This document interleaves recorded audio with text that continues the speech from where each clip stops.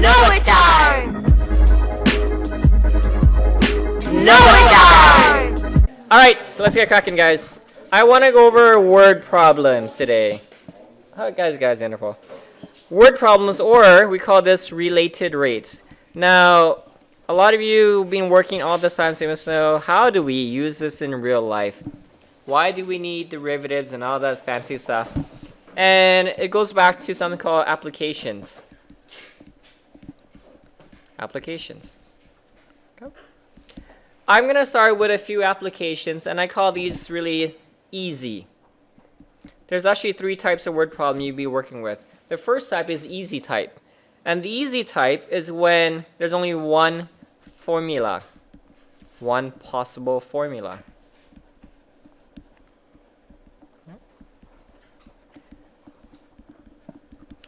So if I give you this type, there's only one possible formula you can choose. Now, I'm going to jump into a question straight off the bat, and I'm going to show you how this is done.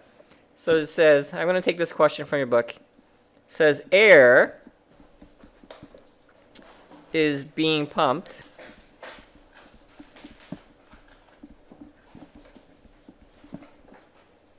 into a spherical balloon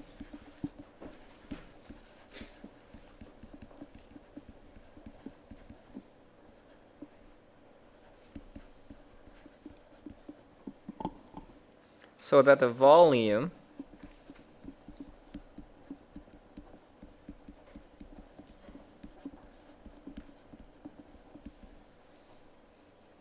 increases at a rate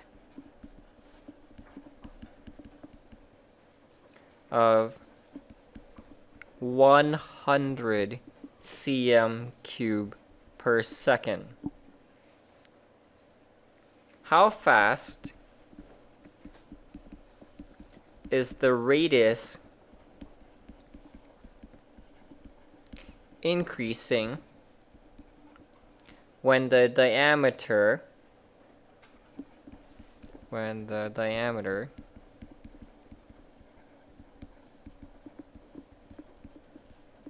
is 50 cm. Okay. So here's an example of an easy application. Before we tackle this question, I'm going to give you some guidelines on to solve related rates. The key to doing related rates is this star. If you don't understand this one concept, everything is wrong.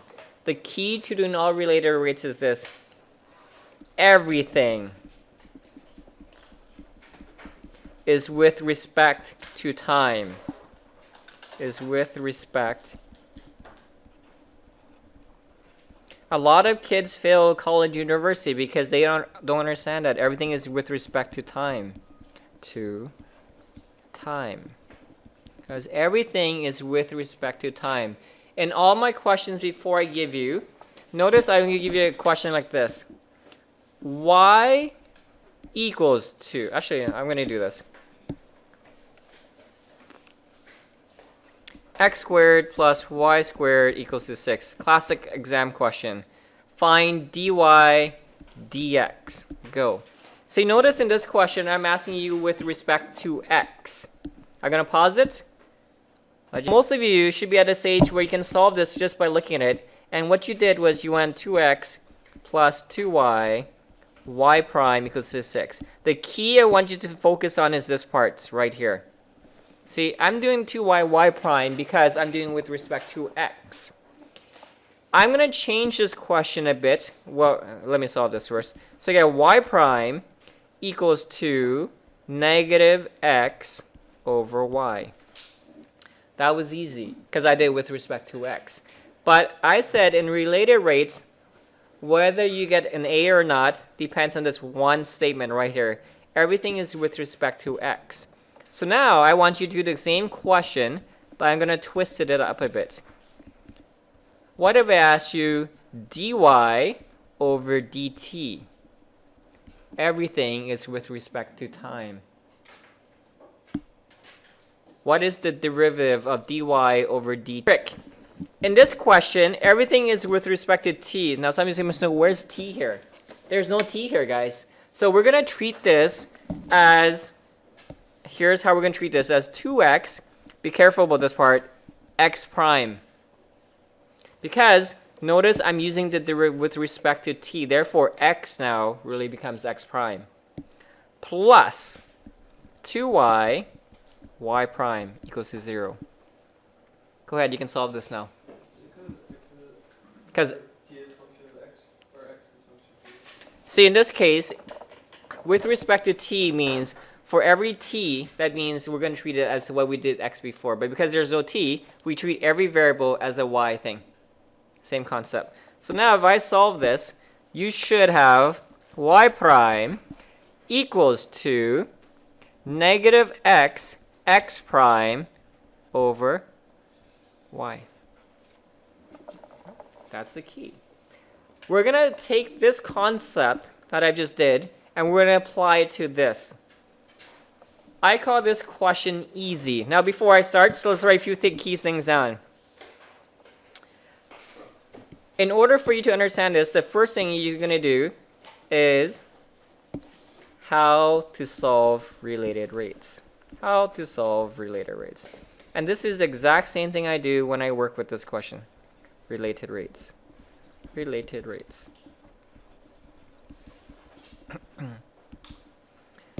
Step 1. I call this my steps to success.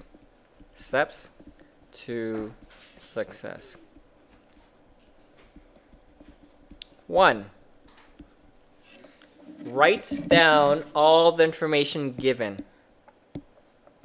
Write down all information given. Okay. 2. We're going to do this step by step in detail in a second. Here's the hard part. Put a star beside this one. Whether you make it or not lies in step 2. And this is where everyone's ability differs. Create your equation. Your equation. 3. Find derivative with respect to t. In all related rates problem, it's always with respect to t. Okay. 4. Solve. If you can get step 2 right, everything else is easy. The hard part is really step 2. Let's go through this question. I'm going to rip this question apart and see what information is given. Notice it says the volume increases at a rate of 100 cubic centimeters per second. So let's go step 1. I'm going to write down all the information given right now. 1, it gave me volume is 100 cubic cm per second. That's how big my balloon is increasing.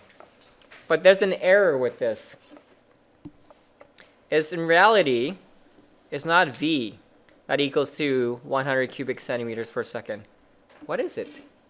It's not V. Sorry, man, what is it? V prime. See, V prime means change in something. Volume is just a solid, it's just a number. But the moment I go V prime, it's a change in something. So let's go back and rip something else apart. Now it says, how fast is the radius increasing? See? Radius increasing. Right off the bat, I'm looking for R prime. Because I don't know what R prime is. But if I go back, they get one more thing. It says diameter is 50. Manveer, is this D prime or just D? Just D. So this is where you got to be careful about. It's going to be 50 cm. There's 3 key pieces. I have volume, radius, and diameter. The question is, what formula is, actually you're correct, V, because I'm talking about volume. So therefore, there's only one formula for volume. Somebody say, Mr. Snow, why aren't you talking about surface area? I never mentioned anything about surface area. I mentioned volume. So there's a volume, back in grade 10 you learn, for the sphere. What is the volume of a sphere? 4/3 pi r. Samir, how do you expect you to know this, guys? This is why you need to burn these formulas. So therefore, see, check. My v, check. Hey, look, there's a formula radius. There's only one other formula you can have for a sphere, and that's called the surface area. Problem is, I don't need to use the surface area formula. Why? Because I didn't mention anything about surface area. I just talked about volume and sphere. Therefore, there's only one possible formula. Step 1, done. Step 2, done. Step 3. This is where you come in. So what's the derivative of this, Carver? Of this equation? Solve it? No? So this is going to be v prime, because everything is with respect to t. That's the key. So now what I'm going to do is this becomes 4 pi r. I'm going to pause it here and let you figure out the rest. Prime. So this should be r squared r prime. Why? Because I use the power rule and then I use the chain rule and I use implicit differentiation for this. Notice I have two primes. One is v prime, one is r prime. Why? Because everything is with respect to time. Hi.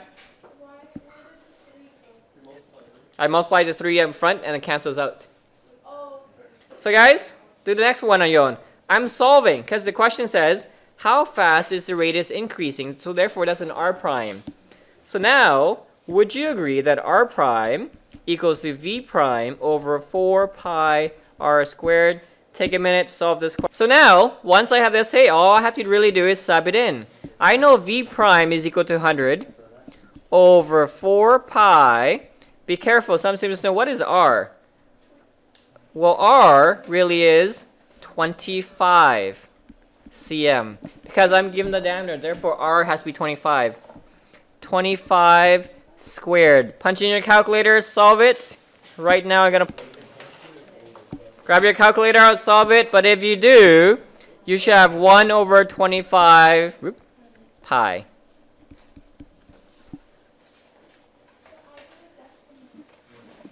cms per second. You can do a decimal if you want.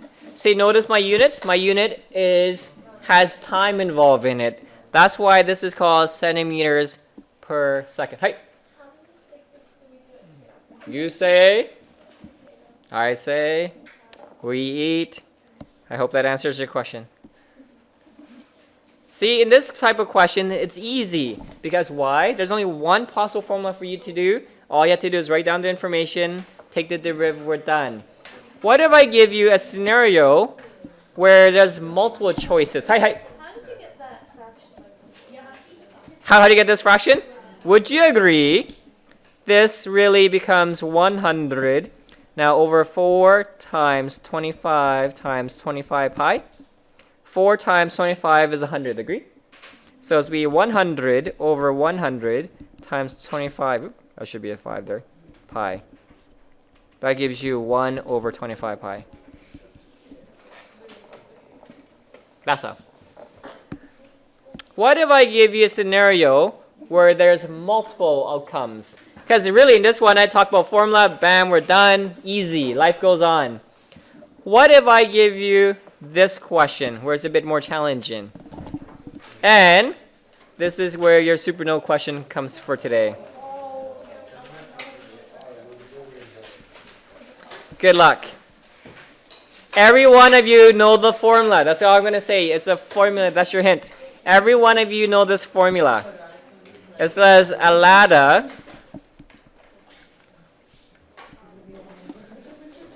ten feet long. Actually, I'm going to change it up a bit. It's no fun if I use it all day. 20 feet long.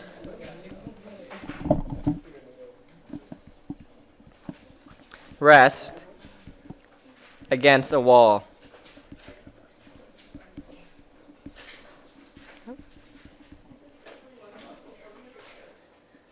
The bottom of the ladder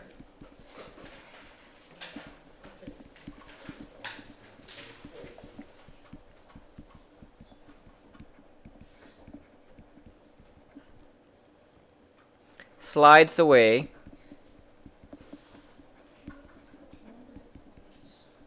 at a rate of 1 feet per second. How fast is the top sliding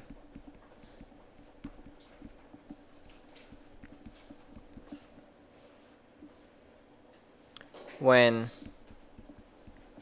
the bottom of the ladder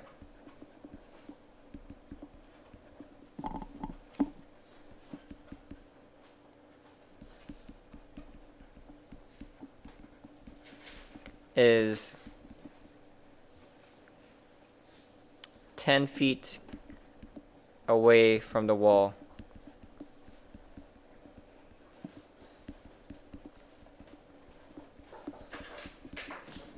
I'm going to pause it, let you have a crack. The best way to do this is actually to draw a diagram. Let's draw my wall. Doot.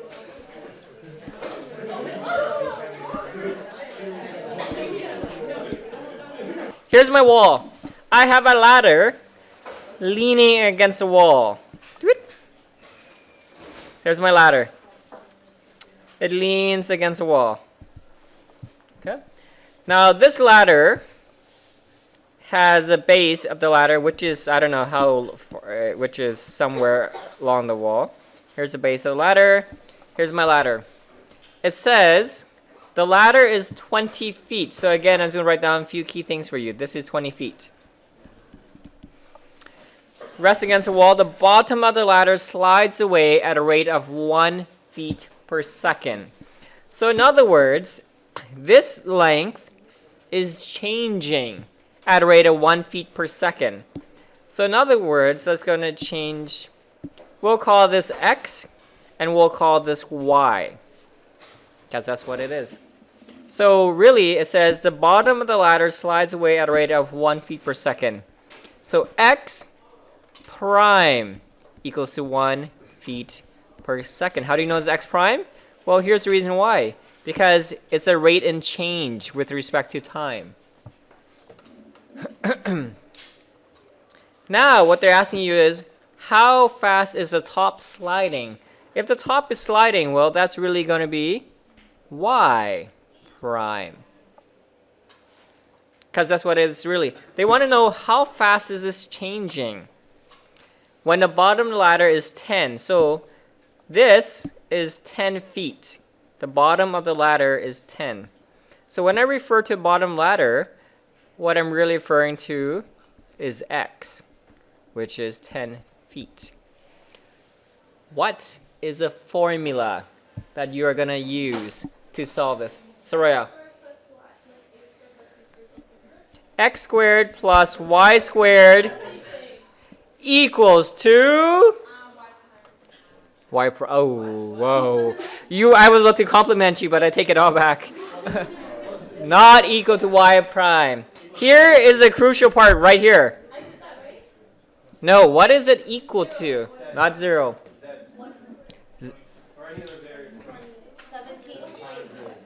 20.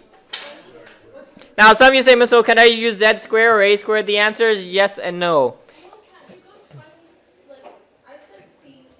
Yeah, I was explaining to you why. Okay? Here's the reason why. Some of you will use this. Some of you say, Miss O, can I do X squared plus Y squared equals to, let's say, Z squared? The problem with this method is this. If I were to take the derivative, well, actually, I'm going to show you why. I'm going to do both ways, so you're going to see. I'm going to take the derivative of this, which becomes 2x, x prime, plus 2y, y prime, equals to 0. Works perfectly fine. Let's take the derivative of this now. Okay? So let's say some of you decide to do this. 2x, x prime, plus 2y, y prime, equals to 2z, z prime. Now some of you say, Miss Snow, what the heck is this? Okay? Because The issue lies in this part right here, and this is where basic understanding kicks in. Z refers to the ladder. Is the ladder changing its distance? Is it getting bigger or smaller? So therefore, Z prime really is 0. Because the ladder is not shrinking or getting bigger. So therefore, no matter which way you use, you should always end up with 2y, y prime equals to 0. The tricky part about this is understanding that Z refers to the ladder itself. So the ladder doesn't shrink or get bigger. That's why my rate of change is 0. Yep. So it doesn't matter if you use equals 20 or equals 20 squared. No, you get the same thing. Because the derivative of a potato is a potato. Okay? So now, once I get up to here, guys, I want you to go ahead and... So I'm just going to plug it in. So I know what x is. I go 2 times 20 times 1 plus 2 times y times y prime. I'm looking for y prime, but I can't solve that yet because I don't know what y is. Hi. Where did 20 come 20? No, that's actually a 10, sorry. That's a 10. You're having eye issues. That's actually a 10. Hi. So y prime equals to negative 20 over 2y. Problem is, I'm missing this y value. Where in the world is, how do you get y? Soraya, how do you get y? Height. Correct. See, my ladder is 20. So on the side somewhere, I'm looking when x is 10 away. So I go 10 squared plus y squared equals to 20 squared. So y squared equals to 300. Y equals to square root of 300. So I'm using my basic formula to get the missing variable y. Once I have that, well, I can just sub it into here. So y prime equals to negative 20. Oops, sorry, not root 20. Sorry, what's going on? Negative 20 over 2 root of 300. You can easily punch in your calculator and solve this right now. Okay? And that is called feet per second. So next time when someone's following the ladder, you can actually calculate it before it hits the ground. How's it negative? Nope, because I moved this over, agree? 2. Oh yeah, because it's going down. Because velocity has direction and magnitude. Okay? That is how we deal with this question. I'm going to pause it. I'm going to walk around. So I got one more question for you, and this is the most common question you will see in college and universities. They love this question because not a lot of people can see how this is done. Example 3. And this is the tough stuff. Gear up. Most likely you will have either 2 or 3 on my exam.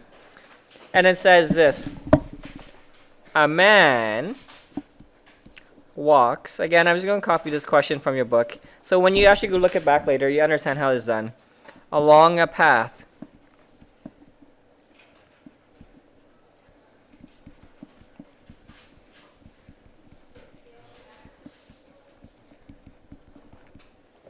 At a speed of 4 feet per second. A searchlight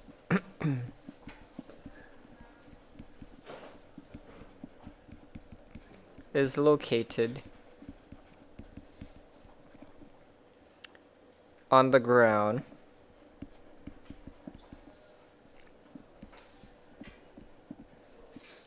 (20 feet from the path).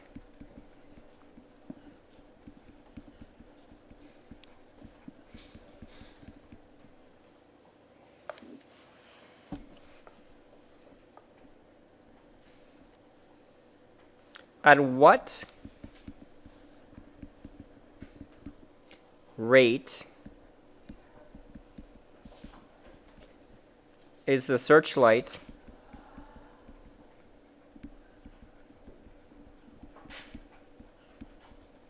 rotating.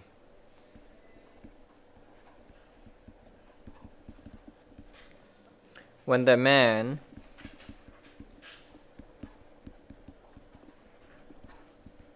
is 15 feet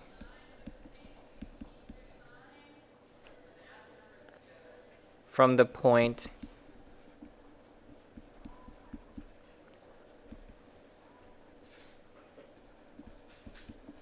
on the path closest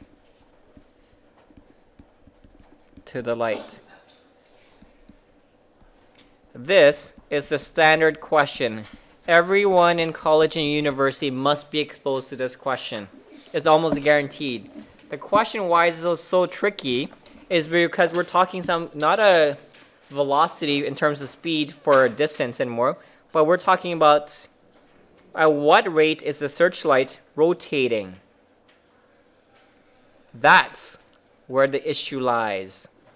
Question is, draw a diagram. I'm going to let you play with it first, because I'd never like to solve anything without you trying it first.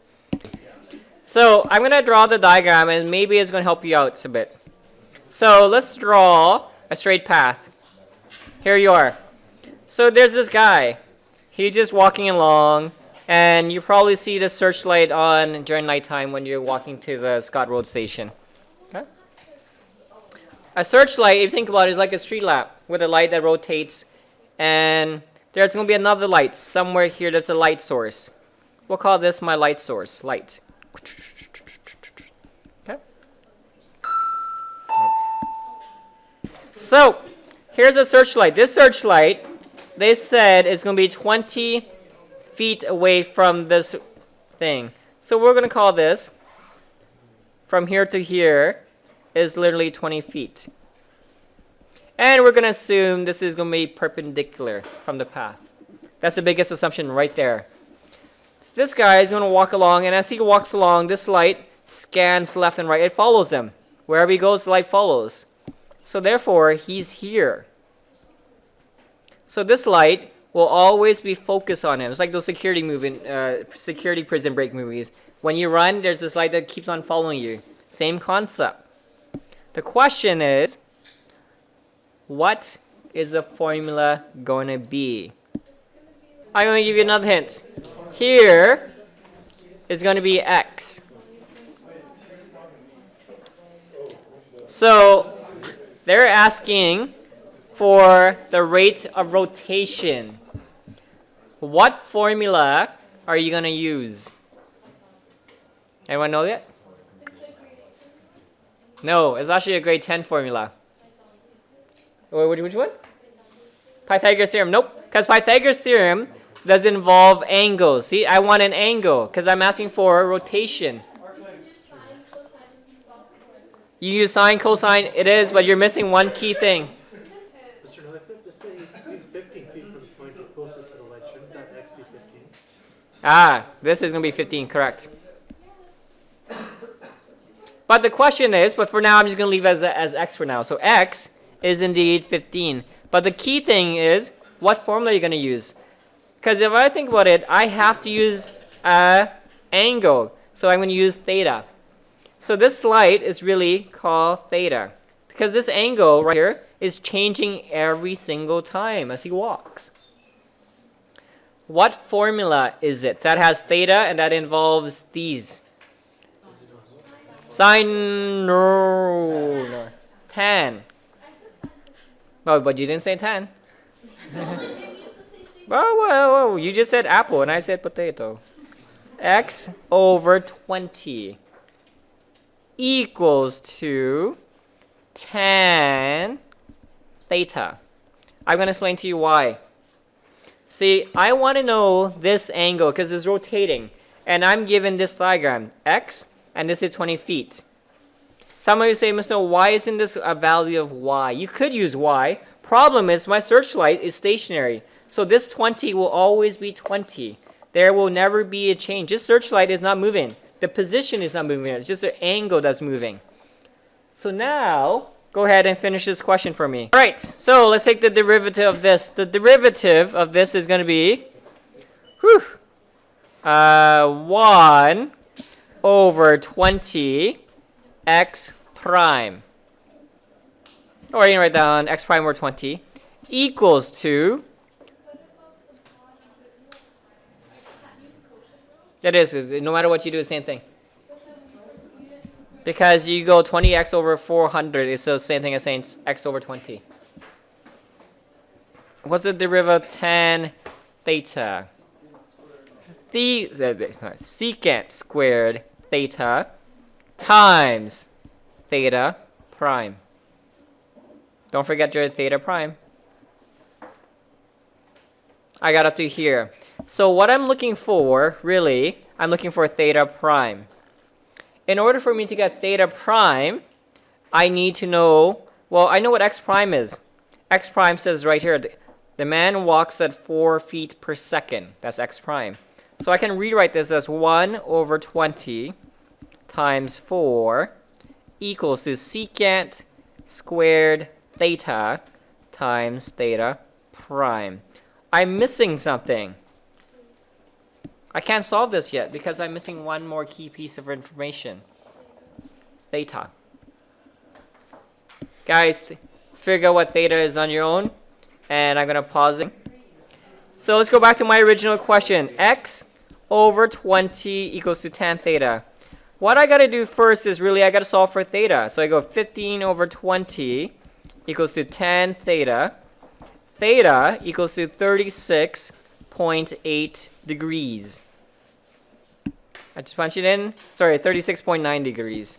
I should round correctly. I can go back and I can solve this now. So let's go back and solve this.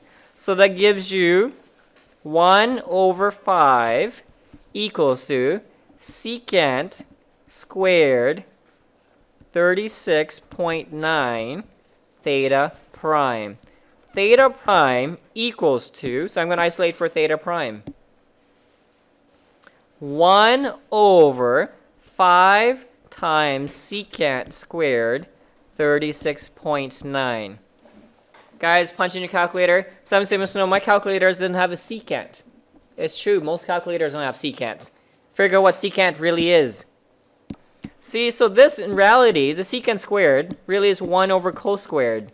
So your in reality is 1 over 5 cos squared 36.9 degrees, which really becomes cos squared 36.9 over 5. Punch in your calculator. I'm going to work with you right now.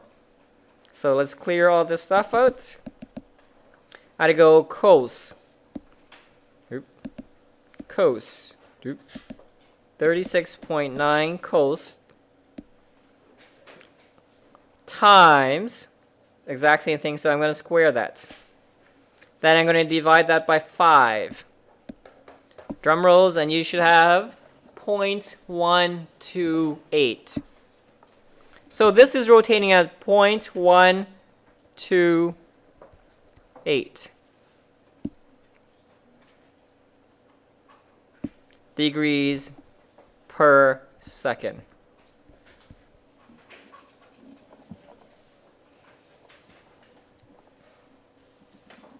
Voila. That is how you deal with this question.